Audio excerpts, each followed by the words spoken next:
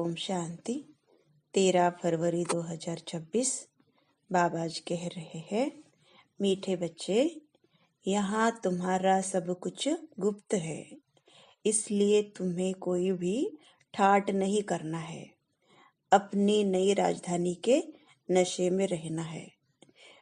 प्रश्न: श्रेष्ठ धर्म और दैवी कर्म की स्थापना के लिए तुम बच्चे कौन सी मेहनत करते हो?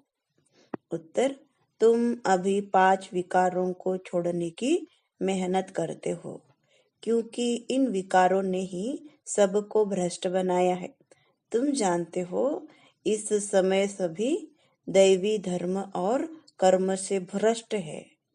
बाप ही श्रीमत देकर श्रेष्ठ धर्म और श्रेष्ठ दैवी कर्म की स्थापना करते हैं। तुम श्रीमत पर चल बाप की याद से विकारों पर विजय पाते हो। पढ़ाई से अपने आप को राज तिलक देते हो। गीत: तुम्हें पाके हमने जहाँ पा लिया, जमी तो जमी क्या आसमां भी पा लिया। ओम शांति। मीठे मीठे रूहानी बच्चों ने यह गीत सुना। रूहानी बच्चे ही कहते हैं कि बाबा, बच्चे जानते हैं यह बेहद का बाप बेहद का सुख देने वाला है, अर्थात वह सभी का बाप है। उनको सब बेहद के बच्चे आत्माएं याद करते रहते हैं, किस न किस प्रकार से याद करते हैं, परंतु उनको यह हमको कोई उस परमपिता परमात्मा से विश्व की बादशाही मिलती है। तुम जानते हो, हमको बाप जो सतयुगी विश्व की बादशाही देते हैं, वह अटल अखंड अडोल है। वह हमारी बादशाही 21 जन्म कायम रहती है। सारे विश्व पर हमारी राजाई रहती है, जिसको कोई छीन नहीं सकता, लूट नहीं सकता। हमारी राजाई है अडोल, क्योंकि वहाँ एक ही धर्म है, द्वैत है नहीं। वह है अद्वैत राज्य। बच्चे जब भी गीत सुनते हैं तो अपनी राजधानी का नशा आना चाहिए। ऐसे ऐसे गीत घर में रहने चाहिए। तुम्हारा सब कुछ है गुप्त, और बड़े बड़े आदमियों का बहुत ठाट होता है। तुमको कोई ठाट नहीं है। तुम देखते हो, बाबा ने जिसमें प्रवेश किया है वह भी कितना साधारण रहते हैं। यह भी बच्चे जानते हैं, यहाँ हर एक मनुष्य अनराइटियस छी काम ही करते हैं, इसलिए बेसमझ कहा जाता है। बुद्धि को बिल्कुल ही ताला लगा हुआ है। तुम कितने समझदार थे, विश्व के मालिक थे, अभी माया ने इतना बेसमझ बना दिया है जो कोई काम के नहीं रहे हैं। बाप के पास जाने के लिए यज्ञ तप आदि बहुत कुछ करते रहते हैं, परंतु मिलता कुछ भी नहीं है। ऐसे ही धक्के खाते रहते हैं। दिन प्रतिदिन अकल्याण ही होता जाता है। जितना जितना मनुष्य तमो प्रधान होते जाते हैं, उतना उतना अकल्याण होना ही है। ऋषि मुनि जिनका गायन है वह पवित्र रहते थे, नेति नेति कहते थे।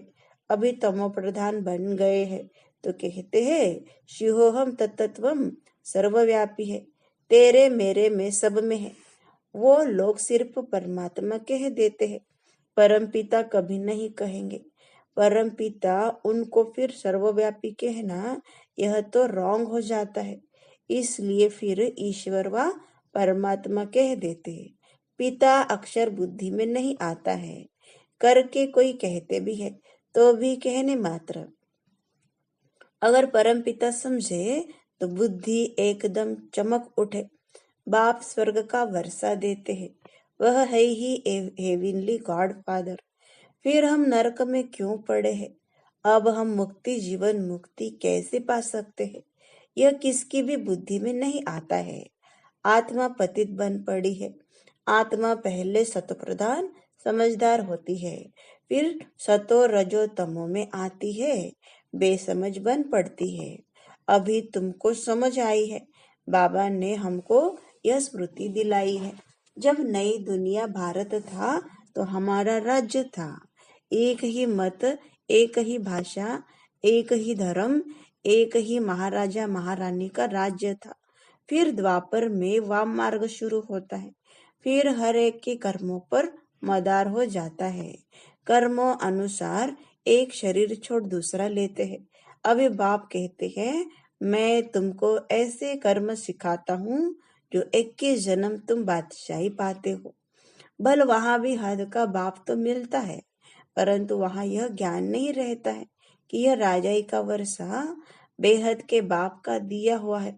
फिर द्वापर से रावण राज्य शुरू होता है। विकारी संबंध हो जाता है।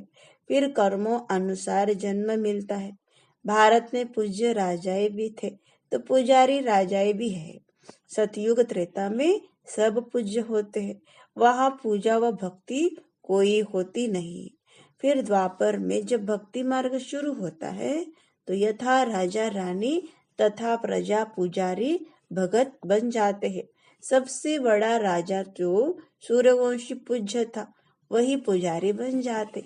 अभी तुम जो वाइसलेस बनते हो उसकी प्रारब्ध 21 जन्म लिए है। फिर भक्ति मार्ग शुरू होता है। देवताओं के मंदिर बनाकर पूजा करते रहते हैं। यह सिर्फ भारत में ही होता है। 84 जन्मों की कहानी जो बाप सुनाते हैं यह भी भारतवासियों के लिए है। और धर्म वाले तो आते ही बाद में है। फिर तो वृद्धि होते होते ढेर के ढेर हो जाते हैं। वैरायटी भिन्न भिन्न धर्म वालों के फीचर्स हर एक बात में भिन्न भिन्न हो जाते हैं। रस्म रिवाज भी भिन्न भिन्न होती है। भक्ति मार्ग के लिए सामग्री भी चाहिए। जैसे बीज छोटा होता है, झाड़ कितना बड़ा है, झाड़ के पत्ते आदि गिनती नहीं कर सकते, वैसे भक्ति का भी विस्तार हो जाता है। ढेर के ढेर शास्त्र बनाते जाते हैं। अब बाप बच्चों को कहते हैं, ये भक्ति मार्ग की सामग्री सब खत्म हो जाती है। अब मुझ बाप को याद करो। भक्ति का प्रभाव भी बहुत है ना, कितनी खूबसूरत है। नाच तमाशा गायन आदि कितना खर्चा करते हैं। अभी बाप कहते हैं, मुझे बाप को और वर्षे को याद करो। आदि सनातन अपने धर्म को याद करो। अनेक प्रकार की भक्ति जन्म जन्मांतर तुम करते आए हो। सन्यासी भी आत्माओं के रहने का स्थान तत्व को परमात्मा समझ लेते हैं। ब्रह्म व तत्व को ही याद करते हैं। वास्तव में सन्यासी जब सत्व प्रधान है तो उन को जंगल में जाकर रहना है शांति में। ऐसे नहीं कि उन को ब्रह्म में जाकर लीन होना है। वह समझते हैं ब्रह्म की याद में रहने से, शरीर छोड़ने से ब्रह्म में लीन हो जाएंगे। बाप कहते हैं, लीन कोई हो नहीं सकते। आत्मा तो अविनाशी है ना, वह लीन कैसे हो सकती। भक्ति मार्ग में कितना माथा कूट करते हैं। फिर कहते भगवान कोई न कोई रूप में आएंगे। अब कौन राइट। वह कहते हम ब्रह्म से योग लगाए ब्रह्म में लीन हो जाएंगे। गृहस्थ धर्म वाले कहते भगवान किसी न किसी रूप में पतितों को पावन बनाने आएंगे। ऐसे नहीं कि ऊपर से प्रेरणा द्वारा ही सिखलाएंगे। टीचर घर बैठे प्रेरणा करेंगे क्या। प्रेरणा अक्षर है नहीं। प्रेरणा से कोई काम नहीं होता। भले शंकर की प्रेरणा द्वारा विनाश कहा जाता है, परंतु यह है ड्रामा की नोंद। उन्हों को यह मुसल आदि तो बनाने ही है। यह सिर्फ महिमा गाई जाती है। कोई भी अपने बड़ों की महिमा नहीं जानते। धर्म स्थापक को भी गुरु कह देते हैं, लेकिन वे तो सिर्फ धर्म स्थापन करते हैं। गुरु उनको कहा जाता जो सदगति करे। वह तो धर्म स्थापन करने आते हैं। उनके पिछाड़ी उनकी वंशावली आती रहती है। सदगति तो किसकी करते ही नहीं है, तो उनको गुरु कैसे कहेंगे। गुरु तो एक ही है जिसको सर्व का सदगति दाता कहा जाता है। भगवान बाप ही आकर सबकी सदगति करते हैं।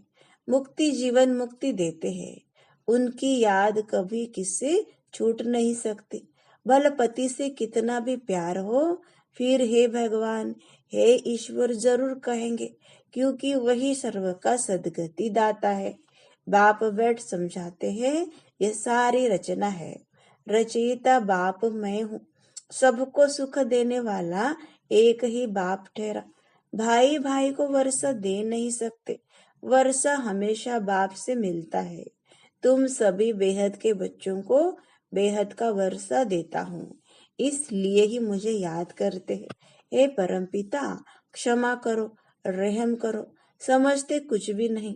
भक्ति मार्ग में अनेक प्रकार की महिमा करते हैं, यह भी ड्रामा अनुसार अपना पार्ट बजाते रहते हैं। बाप कहते हैं, मैं कोई इन्हों के पुकारने पर नहीं आता हूँ, यह तो ड्रामा बना हुआ है। ड्रामा में मेरे आने का पार्ट नूंदा हुआ है। अनेक धर्म विनाश, एक धर्म की स्थापना व कलयुग का विनाश, सतयुग की स्थापना करनी होती है। मैं अपने समय पर आप ही आता हूँ। इस भक्ति मार्ग का भी ड्रामा में पार्ट है। अभी जब भक्ति मार्ग का पार्ट पूरा हुआ तब आया हूँ। बच्चे भी कहते हैं, अभी हम जान गए हैं। 5000 वर्ष के बाद फिर से आपके साथ मिले हैं। कल्प पहले भी बाबा आप ब्रह्मा तन में ही आए थे। यह ज्ञान तुमको अभी मिलता है, फिर कभी नहीं मिलेगा। यह है ज्ञान, वह है भक्ति। ज्ञान की है प्रारब्ध चढ़ती कला, सेकंड में जीवन मुक्ति कहा जाता है। कहते हैं जनक ने सेकंड में जीवन मुक्ति पाई। क्या सिर्फ एक जनक ने जीवन मुक्ति पाई? जीवन मुक्ति अर्थात जीवन को मुक्त करते हैं इस रावण राज्य से। बाप जानते हैं सब बच्चों की कितनी दुर्गति हो गई है, उन्हों की फिर सदगति होनी है। दुर्गति से फिर ऊंच गति मुक्ति जीवन मुक्ति को पाते हैं। पहले मुक्ति में जाकर फिर जीवन मुक्ति में आएंगे, शांति से फिर सुखधाम में आएंगे। ये चक्र का सारा राज बाप ने समझाया है। तुम्हारे साथ और भी धर्म आते जाते हैं, मनुष्य सृष्टि वृद्धि को पाती जाती है। बाप कहते हैं इस समय यह मनुष्य सृष्टि का झाड़ तमो प्रधान जड़ीबूट हो गया है। आदि सनातन देवी देवता धर्म का फाउंडेशन सारा सड़ गया है, बाकी सब धर्म खड़े हैं। भारत में एक भी अपने को आदि सनातन देवी देवता धर्म का समझता नहीं है देवता धर्म के, परंतु इस समय यह समझते नहीं है। हम आदि सनातन देवी देवता धर्म के थे, क्योंकि देवताएं तो है पवित्र थे। समझते हैं हम तो पवित्र है नहीं, हम अपवित्र पतित अपने को देवता कैसे कहलाए? यह भी ड्रामा के प्लान अनुसार रस्म पड़ जाती है हिंदू कहलाने की। आदम शुमारी में भी हिंदू धर्म लिख देते, भल गुजराती होंगे तो भी हिंदू गुजराती कह देंगे। उनसे पूछो सही कि हिंदू धर्म कहाँ से आया, तो कोई को पता नहीं है, सिर्फ कह देते हमारा धर्म श्री कृष्ण ने स्थापन किया। कब? द्वापर में। द्वापर से ही यह लोग अपने धर्म को भूल हिंदू कहलाने लगे, इसलिए उन्हों को दैवी धर्म भ्रष्ट कहा जाता है।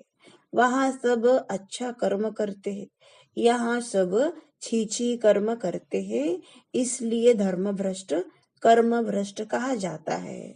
अब फिर श्रेष्ठ धर्म श्रेष्ठ दैवी कर्म की स्थापना हो रही है, इसलिए कहा जाता है अब इन 5 विकारों को छोड़ते जाओ। यह विकार आधा कल्प से रहे, अब एक जन्म में इनको छोड़ना, इसमें ही मेहनत लगती है।